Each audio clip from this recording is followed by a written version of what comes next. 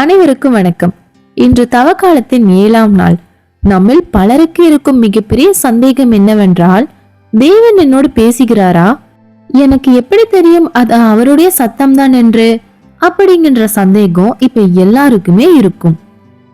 நேயர்களே, இன்றைக்கு தவக்காலத்தின் 7ஆம் நாள் தியானத்திற்கு என்னுடைய சேனலுக்கு உங்கள் அனைவரையும் வரவேற்கின்றேன். கிறிஸ்துவில் பிரியமானவர்களே, நம்முடைய தேவன் மௌனமானவர் அல்ல, அவர் பேசுகிற தேவன். ஒரு தந்தை தன் பிள்ளையோடு பேசாமல் இருக்க மாட்டார். ஆனால் நாம் தான் அந்த சத்தத்தை கவனிக்க தவறிவிடுகின்றோம். இன்று இந்த தியானத்தில் தேவன் உங்களோடு பேசும்போது உங்கள் வாழ்க்கையில் வெளிப்படும் 5 முக்கியமான அடையாளங்களை காணப்போகின்றோம். இது உங்கள் வாழ்க்கை பாதையை மாற்றப் போகும் ஒரு தியானமாக இருக்கும். ஆகையால் இந்த வீடியோவை முழுவதுமாக கவனிக்கவும். அன்பானவர்களே, இப்போது நாம் தியானத்தின் முக்கிய பகுதிக்குள் நுழைய போகின்றோம். அடுத்த 10 நிமிடங்கள் உங்கள் காதுகளும் உங்கள் இதயமும் கர்த்தருடைய சத்தத்திற்காக திறக்கப்படட்டும். பல நேரங்களில் நாம் ஆண்டவரிடம் கேட்கின்றோம், ஆண்டவரே, ஏன் என்னோட பேச மாட்டீங்க, ஒரு அடையாளத்தை காட்டும் அப்படின்னு நாம கேட்போம். ஆனா ஒரு உண்மை தெரியுமா? அவர் பேசிக்கொண்டுதான் இருக்கிறார். ஆனா தேவன் பேசும் அடையாளங்களை தான் நம்ம கவனிக்க தவறுகின்றோம். இப்போது நாம் பார்க்க போகும் இந்த 5 அடையாளங்கள் உங்கள் சாதாரண வாழ்க்கையை ஒரு அசாதாரண ஆவிக்குரிய பயணமாக மாற்றப் போகிறது. நான் ஒவ்வொரு அடையாளத்தை சொல்லும் போதும் இது என் வாழ்க்கையில் நடந்திருக்கிறதா என்று உங்களை நீங்களே கேட்டு பாருங்கள். அன்பர்களே, இதில் ஒரு ஆச்சரியமான விஷயம் என்னவென்றால், தேவன் பெரிய இடிமுழக்கத்திலோ அல்லது மின்னலிலோ மட்டும் பேசுவதில்லை. உங்கள் அன்றாட வாழ்க்கையில் மிக சாதாரணமான காரியங்களின் வழியாகத்தான் அவர் உங்களை தட்டி எழுப்புகிறார். நீங்கள் ஒரு முக்கியமான முடிவெடுக்க முடியாமல் தவித்துக் கொண்டிருக்கலாம், அல்லது உங்கள் எதிர்காலத்தை பற்றிய பயத்தில் கூட இருக்கலாம். உங்கள் குழப்பங்களுக்கு பதில் சொல்ல போகும் அந்த 5 ரகசிய கதவுகளை நாம் இப்போது ஒவ்வொன்றாக திறக்க போகின்றோம். மிகவும் நிதானமாக ஒவ்வொரு வார்த்தையையும் உங்கள் ஆத்மாவில் பதிய வையுங்கள். இப்பொழுது நாம் முதல் அடையாளத்திற்கு செல்வோம். முதலாவது அடையாளம் அதிகாலை அழைப்பு. அன்பானவர்களே, நீங்கள் நன்றாக தூங்கிக் கொண்டிருப்பீர்கள். எந்த சத்தமும் இருக்காது, அலாரமும் அடித்திருக்காது. ஆனால் சரியாக அதிகாலை 3 மணி அல்லது 3:30 மணிக்கு உங்கள் கண்கள் சட்டென்று திறக்கும். அதுவரை உங்களுக்கு எந்த கனவும் வந்திருக்காது, தாகமும் எடுத்திருக்காது. ஆனால் ஏதோ ஒரு சக்தி உங்களை தட்டி எழுப்பியது போல ஒரு உணர்வு இருந்திருக்கும். நம்மில் பலர் அந்த நேரத்தில் என்ன செய்வோம்? இன்னும் நேரம் இருக்கிறதே என்று போர்வையை நன்றாக இழுத்து போர்த்திக் கொள்கிறோம், அல்லது போனை எடுத்து சோசியல் மீடியாவை ஸ்க்ரோல் பண்ண செய்ய தொடங்குகின்றோம். ஆனால் நண்பர்களே, இன்று நான் உங்களுக்கு ஒரு ரகசியத்தை சொல்லவா? அந்த அதிகாலை விழிப்பு என்பது ஒரு தற்செயல் நிகழ்வு அல்ல. அது பரலோகத்திலிருந்து உங்களுக்கு வந்த ஒரு முக்கியமான அழைப்பாக இருக்கலாம். உலகம் முழுவதும் அமைதியாக இருக்கும் போது, மனிதர்களுடைய சத்தம் ஓய்ந்திருக்கும் போது, உங்கள் ஆத்மாவோடு தனிமையாக பேச தேவன் விரும்புகிறார். எசாயா 50:4 சொல்லுகிறது, கற்றுக்கொண்டவர்களின் நாவினை எனக்கு அருளினார், அவர் காலைதோறும் என்னை எழுப்புகிறார். கற்றுக்கொண்டவர்களைப் போல நான் கேட்கும்படி என் செவியை கிளப்புகிறார் அப்படின்னு இருக்கு. பாருங்களேன், அவர் எழுப்புவது மட்டுமல்ல, நாம் எதை கேட்க வேண்டும் என்பதற்காக நம் செவியை திறக்கிறார். ஒரு சம்பவத்தை கூறுகிறேன். ஒரு சகோதரியின் வாழ்க்கையில் நடந்த உண்மை சம்பவம் இது. அவருக்கு பல நாட்களாக அதிகாலை 3:15 மணிக்கு தூக்கம் கலைந்து கொண்டே இருந்தது. அவர் அதை சாதாரணமாக நினைத்து தூங்கிவிடுவார். ஒரு நாள் ஆவியானவர் அவர் உள்ளத்தில் பலமாக பேசினார், மகளே, எழுந்து ஜெபி என்று. அன்று அவர் எழுந்து முழங்கால் படியிட்டு தன் குடும்பத்திற்காக தெரியாத ஒரு பாரத்தோடு ஜெபித்தார். அடுத்த 2 மணி நேரத்தில் அவருக்கு ஒரு செய்தி வந்தது. அந்த அதிகாலை வேளையில் அவருடைய கணவர் பயணம் சென்று கொண்டிருந்த வண்டியில் ஒரு பெரிய விபத்து நேரிட இருந்தது. ஆனால் நூலிலையில் அவர் உயிர் தப்பினார் என்று. அந்த சகோதரி ஜெபித்த அதே நேரத்தில்தான் அந்த விபத்து தவிர்க்கப்பட்டது. பிரியமானவர்களே, தேவன் உங்களை அதிகாலையில் எழுப்புகிறார் என்றால் அங்கே 3 காரணங்கள் இருக்கலாம். 1. பாதுகாப்பு. உங்கள் குடும்பத்திற்கு வரப்போகும் ஏதோ ஒரு ஆபத்தை தடுக்க உங்களை ஒரு காவற்காரனாக தேவன் எழுப்புகிறார். 2. ஆலோசனை. அந்த நாள் முழுவதும் நீங்கள் எடுக்க போகும் முடிவுகளுக்கு தேவையான ஞானத்தை அந்த அமைதியான நேரத்தில் உங்களுக்கு புகட்ட விரும்புகிறார். 3. உறவு. எத்தனையோ கோடி மக்கள் இருக்கும்போது உங்களை தேடி அவர் வருகிறார் என்றால் நீங்கள் அவருக்கு அவ்வளவு விசேஷமானவர்கள். இனி உங்களுக்கு அதிகாலையில் விழிப்பு வந்தால் எரிச்சல் அடையாதீர்கள். அந்த இருட்டில், அந்த அமைதியில் படுக்கையிலே அமர்ந்து சொல்லுங்கள், ஆண்டவரே, இதோ அடியேன் இருக்கிறேன் சொல்லும் என்று. அந்த 1 மணி நேர தனிமை உங்கள் வாழ்நாள் முழுவதும் கிடைக்காத சமாதானத்தை தரும். இதுதான் தேவன் உங்களோடு பேச தொடங்குவதற்கான முதல் மற்றும் முக்கியமான அடையாளம். நீங்கள் அந்த சத்தத்திற்கு செவி கொடுக்க தயாராக இருக்கிறீர்களா? தேவன் உங்களோடு பேசுவதற்கான 2வது அடையாளம் உங்கள் இருதயத்தில் அவர் தரும் சமாதானம் அல்லது அவர் உண்டாக்கும் ஒருவித பதட்டம். பிரியமானவர்களே, நம்முடைய வாழ்க்கையில் பல நேரங்களில் நாம் ஒரு வளைவில் நிற்போம். இந்த வேலையை செய்யலாமா அல்லது வேண்டாமா, இந்த இடத்திற்கு போகலாமா அல்லது வேண்டாமா என்ற குழப்பத்தில் இருப்போம். அப்போது நம்முடைய புத்தியானது பல காரணங்களை சொல்லும். இதில் லாபம் அதிக வரும், எல்லோரும் இதைதான் செய்கிறார்கள், இது உனக்கு கிடைத்த ஒரு நல்ல வாய்ப்பு என்று உங்கள் மூளை சொல்லும். ஆனால் உங்கள் உள்ளத்தின் ஆழத்தில் ஏதோ ஒன்று உறுத்தி கொண்டே இருக்கும். ஒரு விதமான படபடப்பு, ஒரு இனம் புரியாத பயம், ஒரு அமைதியின்மை உங்கள் இதயத்தை அழித்துக் கொண்டே இருக்கும். அன்பர்களே, கர்த்தர் உங்களோடு பேசும் மிக தெளிவான அடையாளம் இதுதான். உங்கள் இதயம் ஒரு வழிகாட்டி போன்றது. திசை காட்டி எப்படி வடக்கையும் தெற்கையும் சரியாக காட்டுமோ அதுபோல பரிசுத்த ஆவியானவர் உங்கள் இதயத்தில் தரும் அந்த சமாதானமும் நீங்கள் செல்ல வேண்டிய பாதையை தெளிவாக காட்டும்.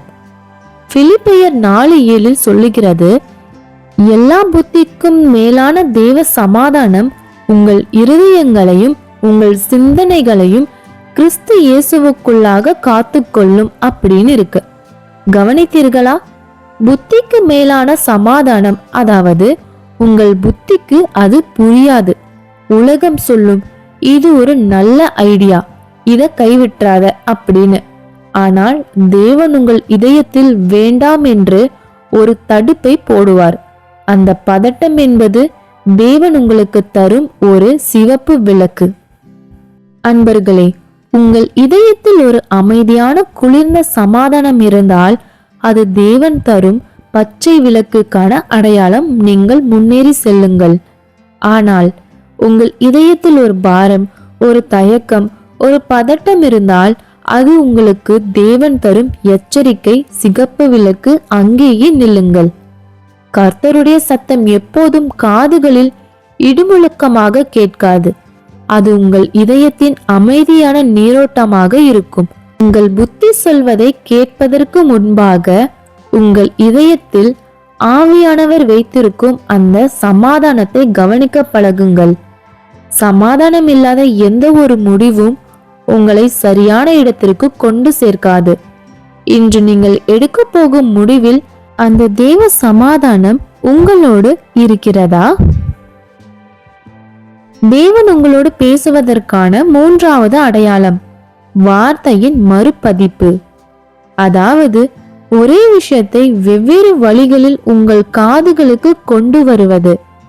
நம்முடைய தேவன் ஒரு காரியத்தை நம்மிடம் சொல்ல விரும்பினால் அதை ஒரு முறை மட்டும் சொல்லிவிட்டு விட்டு விடுகிறவர் அல்ல.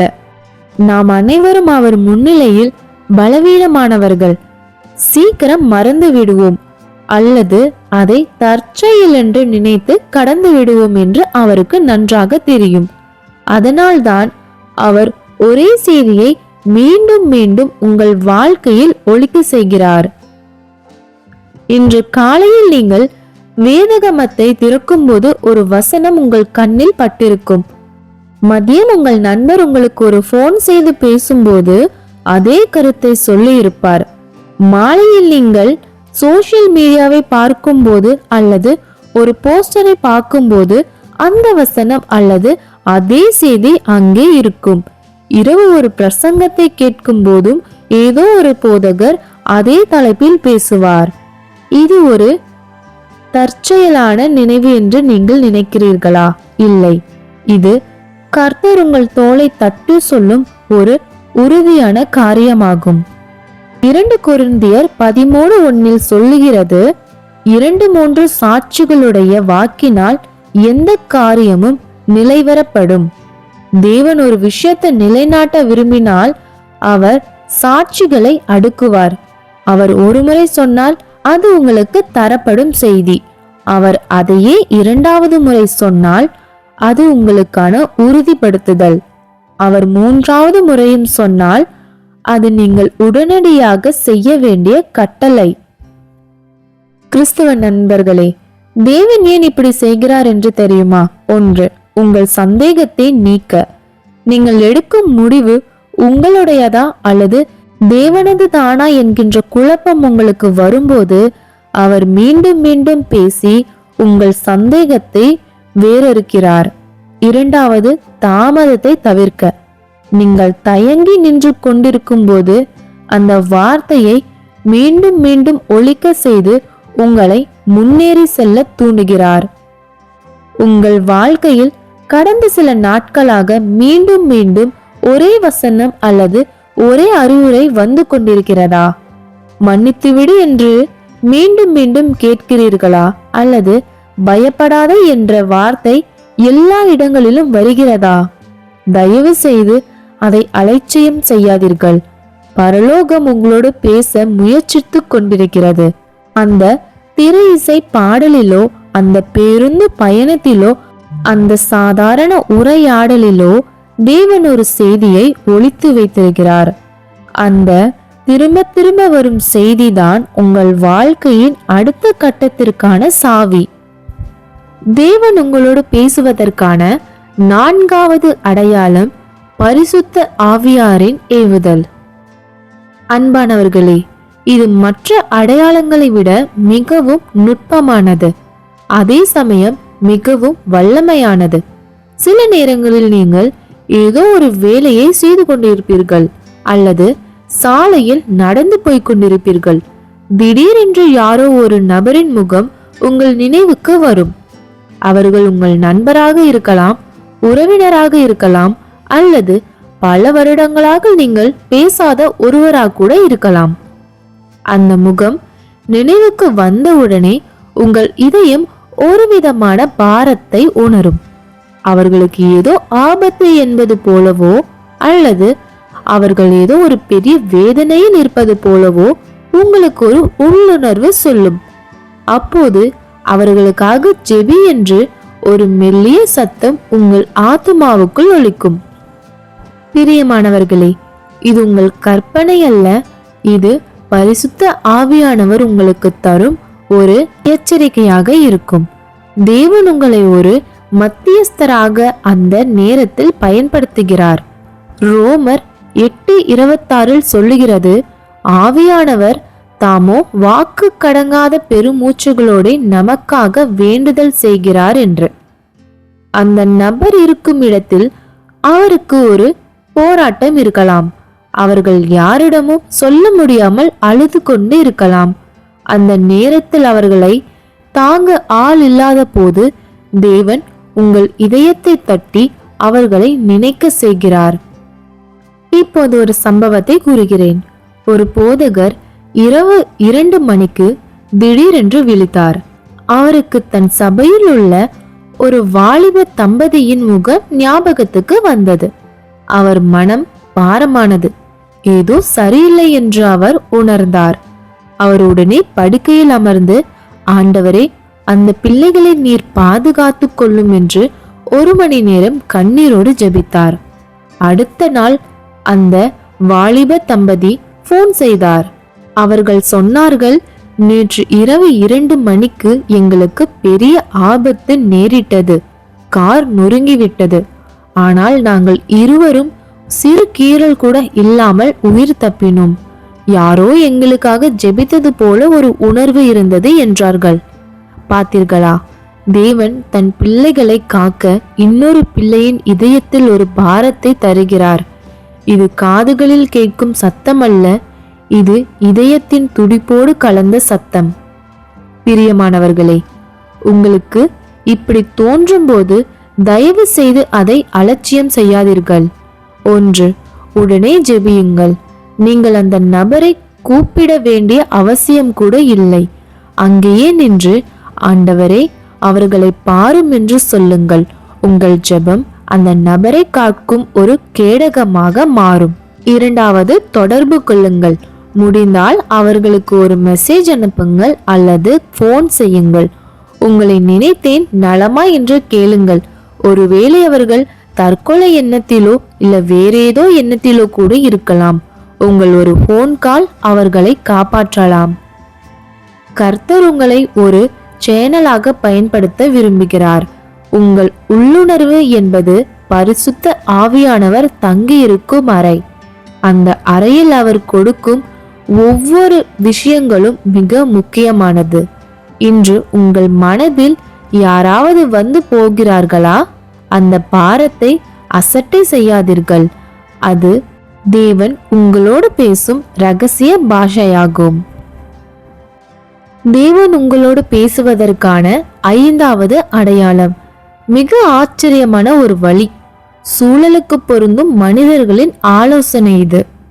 அன்பானவர்களே, நம்முடைய தேவன் ஆவியாய் இருக்கிறார். அவர் நேரடியாக வந்து நம்மிடம் பேசுவது ஒரு புறம் இருந்தாலும், பல நேரங்களில் அவர் நம்மை போன்ற மனிதர்களையே தன் தபால்காரர்களாக பயன்படுத்துகிறார். நீங்கள் ஒரு காரியத்திற்காக மிகவும் ரகசியமாய் ஜெபித்துக் கொண்டிருப்பீர்கள். உங்கள் கணவரிடமோ மனைவியிடமோ அல்லது நெருங்கிய நண்பர்களிடமோ கூட அந்த விஷயத்தை சொல்லியிருக்க மாட்டீர்கள். உங்கள் இதயத்தின் ஆழத்தில் அந்த ஒரு கேள்வி மட்டுமே ஓடிக்கொண்டிருக்கும். திடீரென்று யாரோ ஒரு நபர், அவர் உங்கள் போதகராக கூட இருக்கலாம், அலுவலக நண்பராகவும் இருக்கலாம், அல்லது பேருந்தில் உங்களுக்கு பக்கத்தில் அமர்ந்து வரும் ஒரு முன்பின் தெரியாத நபராக கூட இருக்கலாம். அவர்கள் உங்களிடம் வந்து பேசுவார்கள். அவர்கள் பேசுவது ஏதோ ஒரு பொதுவான விஷயமாக தோன்றும். ஆனால் அந்த பேச்சின் நடுவில் ஒரு வரி வரும் பாருங்கள். அது அப்படியே உங்கள் ரகசிய ஜபத்திற்கு பதிலாக இருக்கும். நீதிமொழிகள் 11:14 சொல்லுகிறது, ஆலோசனை இல்லாத இடத்தில் ஜனங்கள் விழுந்து போவார்கள். ஆலோசகர் அநேகர் இருந்தால் பாதுகாப்பு உண்டு. தேவன் சில நேரங்களில் நம்முடைய ஈகோவை உடைப்பதற்காகவும் மற்ற மனிதர்கள் மூலம் பேசுவார். நானே எல்லாம் அறிவேன் என்று நாம் நினைக்கும் போது ஒரு சிறு பிள்ளையை தூதுவனாக அனுப்பி நமக்கு தேவன் பதில் சொல்வார். வேதத்தில் மோசே என்கின்ற மிகப்பெரிய தலைவனை பாருங்கள். லட்சக்கணக்கான ஜனங்களை வழிநடத்தியவர். அவர் எல்லா வேலைகளையும் தானே செய்ய முயன்று களைத்து போயிருந்தார். அப்போது அவருடைய மாமனார் எத்திரே அங்கு வருகிறார். மோசே செய்வது சரியா இல்லையா என்று உணர்ந்து, நீ வேலைகளை பகிர்ந்து கொடு என்று ஆலோசனை சொல்கிறார். மோசே நினைத்திருக்கலாம், நான் தான் தேவனோடு முகமுகமாய் பேசுகிறேனே, எனக்கு இவன் என்ன சொல்வது என்று. ஆனால் மோசே அந்த மனிதனுடைய ஆலோசனையில் தேவ சத்தத்தை கேட்டார். அதை ஏற்றும் கொண்டார். அதன் பிறகுதான் அவருடைய பாரமும் குறைந்தது. அன்பானவர்களே, உங்கள் வாழ்க்கையிலும் இப்படி நடக்கலாம். 1. எதிர்பாராத சந்திப்பு. நீங்கள் ஒரு கவலையோடு இருக்கும்போது யதார்த்தமாக ஒரு நண்பன் போன் செய்து இன்று காலையில் உன்னை நினைத்தேன், இந்த வசனம் உன் ஞாபகத்திற்கு வந்தது என்று சொல்வார். அதுதான் தேவன் உங்களுக்கு தரும் பதில். இரண்டாவது, சரியான நேரத்தில் வரும் ஆலோசனை. நீங்கள் ஒரு தொழிலை தொடங்கலாமா என்று யோசிக்கும் போது அந்த துறையில் அனுபவம் உள்ள ஒருவர் தற்செயலாக சந்தித்து ஒரு எச்சரிக்கையை சொல்வார். அதை தேவன் அந்த மனிதர் மூலம் தரும் சிக்னலாக எடுத்துக்கொள்ளுங்கள். தேவன் மனிதர்கள் மூலம் பேசும்போது நாம் ஏன் தவறவிடுகின்றோம் என்று தெரியுமா? நாம் அந்த மனிதனை பார்க்கின்றோம், ஆனால் அவருக்கு பின்னால் இருக்கும் தேவனை பார்க்க மறந்து விடுகின்றோம். இவருக்கு என்ன தெரியும் என்கின்ற கர்வம் நம் கண்களை மறைத்து விடுகிறது. இன்று உங்கள் வாழ்க்கையில் யாராவது வந்து ஒரு ஆலோசனை சொன்னால் அதை அப்படியே தள்ளிவிடாதீர்கள். ஒருவேளை தேவன் அந்த மனிதரின் நாவை பயன்படுத்தி உங்களுக்கு பதில் சொல்லி இருக்கலாமோ? அந்த ஆலோசனையில் உங்கள் இதயத்திற்கு ஒரு சமாதானம் கிடைக்கிறதா என்று பாருங்கள். அப்படி இருந்தால் அது பரலோகத்திலிருந்து இறங்கி வந்த ஆலோசனையாக இருக்கும். இப்போது நான் கூறிய இந்த 5 அடையாளங்களின் வழியாகத்தான் தினமும் தேவன் நம்முடன் பேசுகின்றார். அதை நாம் தான் இன்றும் உணராமல் இருக்கின்றோம். அன்புள்ள கிறிஸ்தவ நண்பர்களே, இப்போது நாம் அனைவரும் ஒருமனப்பட்டு கண்களை மூடி பிரார்த்திப்போம். அன்புள்ள பரலோக பிதாவே, இந்த தவக்காலத்தின் 7ஆம் நாள் பிரார்த்தனையில் நீர் எங்களோடு பேசும் அந்த 5 அடையாளங்களை பற்றி நாங்கள் தியானித்தோம். என் ஆடுகள் என் சத்தத்திற்கு செவிகொடும் என்று சொன்ன நல்ல மேய்ப்பனே, இதோ உம்முடைய மந்தை முன்னே நிற்கின்றோம். ஆண்டவரே, இன்று எத்தனையோ பிள்ளைகள் இருட்டில் இருப்பதை போல தவித்துக் கொண்டிருக்கிறார்கள். நல்ல தகப்பனே, நான் எந்த பக்கம் செல்ல வேண்டும்? இந்த வேலையை செய்யவா? இந்த திருமணத்தை நடத்தவா? எனக்கு ஒரு அடையாளத்தை காட்ட மாட்டீரா என்று கதறி கொண்டிருக்கிறார்கள். அப்பா, இன்று இவர்களுடைய மன கண்களை திறப்பீராக. இதுவரை இவர்களுடைய காதுகளை அடைத்து வைத்திருந்த உலகத்தின் இரைச்சல்கள் இப்போதே இயேசுவின் நாமத்தில் நீங்குவதாக. அன்பு தகப்பனே, எது உம்முடைய சத்தம், எது சாத்தானின் வஞ்சகம், எது எங்களுடைய சொந்த புத்தி என்பதை பரித்தறியும் ஞானத்தை இப்போதே உன் பிள்ளைகளுக்கு தாரும். நீர் பேசும்போது உண்டாகும் அந்த தெய்வீக சமாதானம் இவர்களுடைய இதயங்களை ஆளுகை செய்யட்டும். இனி இவர்கள் குழப்பத்தில் தவிக்க வேண்டியதில்லை. நீர் இவர்களுக்கு முன்பாக சென்று கோலானவைகளை செவ்வையாக்குவீராக. அதிகாலையில் நீர் எழுப்பும்போது அலட்சியம் செய்த நேரங்களுக்காக எங்களை மன்னியும். மனிதர்கள் மூலம் நீர் ஆலோசனை சொன்னபோது எங்களுடைய பெருமையினால் அதை தள்ளினோமே, எங்களை மன்னியும்.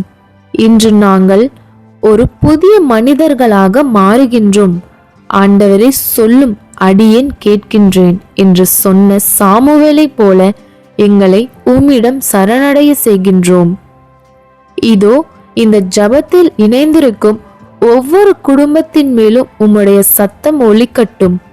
வனாந்தரத்தில் வழிகாட்டினீரே, செங்கடலில் பாதை திறந்தீரே, இவர்களுடைய அடைக்கப்பட்ட வாசல்கள் இன்று உம்முடைய ஒரு வார்த்தையினால் திறக்கப்படுவதாக. உம்முடைய வழிநடத்துதல் மேக தூணாகவும் அக்கினி தூணாகவும் இவர்களோடு இருக்கட்டும். இயேசு கிறிஸ்துவில் வல்லமையுள்ள நாமத்தில் ஜெபிக்கின்றோம் எங்கள் ஜீவனுள்ள நல்ல பிதாவே, ஆமேன். அன்பு நண்பர்களே, இப்போது உங்கள் உள்ளத்தில் ஒரு தெளிவு பிறந்திருப்பதை உங்களால் உணர முடிகிறதா? ஆண்டவர் உங்களோடு பேச தொடங்கிவிட்டார். இனி உங்கள் வாழ்க்கை தற்செயலானது அல்ல. இன்று முதல் உங்கள் வாழ்க்கையில் நடக்கும் ஒவ்வொரு சிறிய காரியத்தையும் கவனிக்க தொடங்குங்கள். அதிகாலையில் விழிப்பு வருகிறதா? உங்கள் இதயத்தில் ஒரு பாரம் தோன்றுகிறதா? அல்லது யாரோ ஒரு நபர் வந்து ஆலோசனை சொல்கிறாரா? எல்லாவற்றிலும் கர்த்தருடைய கை இருப்பதை காண்பீர்கள். உங்களுடைய ஒரு முடிவும் இனி தவறாக போகாது. ஏனெனில் பிரபஞ்சத்தை படைத்த தேவன் உங்கள் கையை பிடித்து வழிநடத்த போகிறார். இந்த 7ஆம் நாள் தியானத்தை முழுவதுமாக கேட்டு முடித்த பின்பு உங்கள் மனதில் ஒரு வெளிச்சம் பிறந்திருந்தால் விசுவாசத்தோட கீழே உள்ள கமெண்ட் பாக்ஸில் சமாதானம் என்று பதிவிடவும். மேலுமாக உங்களுடைய ஜெப வேண்டுதல்களையும் கீழே பகிருங்கள். நாம் அனைவரும் ஒன்றாக இணைந்து அதற்காக ஜெபிப்போம். இந்த வீடியோவை உங்களைப் போலவே குழப்பத்தில் இருக்கும் ஒரு நண்பருக்கு பகிருங்கள். ஒருவேளை தேவன் என்று அவர்களுக்கு பதில் சொல்ல உங்களை கூட பயன்படுத்தலாம். நாளை தவக்காலத்தின் 8ஆம் நாள் தியானத்தில் இன்னும் ஒரு ஆச்சரியமான மற்றும் அழகான ஆவிக்குரிய ரகசியத்தோடு உங்களை சந்திக்கின்றேன். அதுவரை கர்த்தருடைய சத்தம் உங்கள் காதுகளில் ஒலிக்கட்டும். கர்த்தர் உங்களை பாதுகாப்பாராக. சமாதானத்தோடு செல்லுங்கள். Praise the Lord. ஆமென்.